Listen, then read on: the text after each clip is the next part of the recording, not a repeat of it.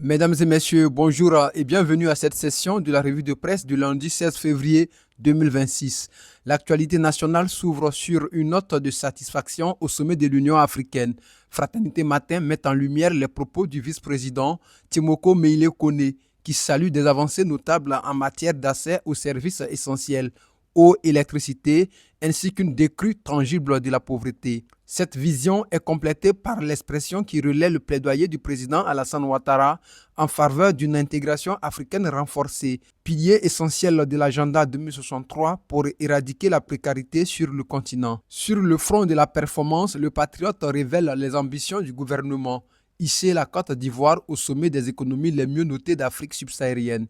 Cette dynamique de développement suscite l'adhésion sur le terrain.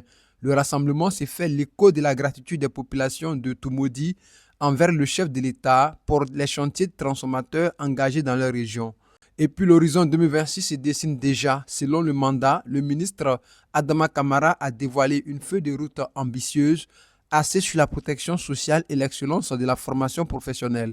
Le matin célèbre le renouvellement du pacte de confiance entre la région du Tongui et le RHDP, consolidé par les récents succès électoraux. À l'opposition, l'heure est à l'action et à la réflexion. Le quotidien d'Abidjan rapporte que le PPACI restructure sa chaîne de solidarité envers les prisonniers politiques, confiant désormais la collecte des fonds à ses responsables territoriaux.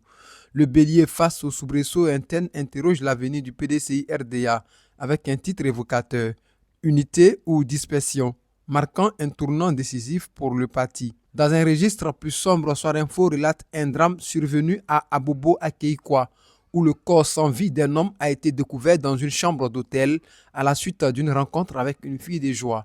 Super Sport nous apprend que le sélectionneur national Faye Hermès entame une tournée européenne pour affiner sa liste de commandos en vue de la prochaine fenêtre FIFA. Terminons avec l'Inter qui rapporte une série d'attaques tragiques au Burkina Faso ayant coûté la vie à au moins une dizaine de personnes. Désormais, profitez du mandat numérique. L'actualité sans frais en cliquant sur www.lemandatexpress.net. Offre valable tous les vendredis. Mesdames et messieurs, merci de nous avoir suivis. Nous vous donnons rendez-vous demain pour un autre numéro de la revue de presse. D'ici là, portez-vous bien et que Dieu protège la Côte d'Ivoire.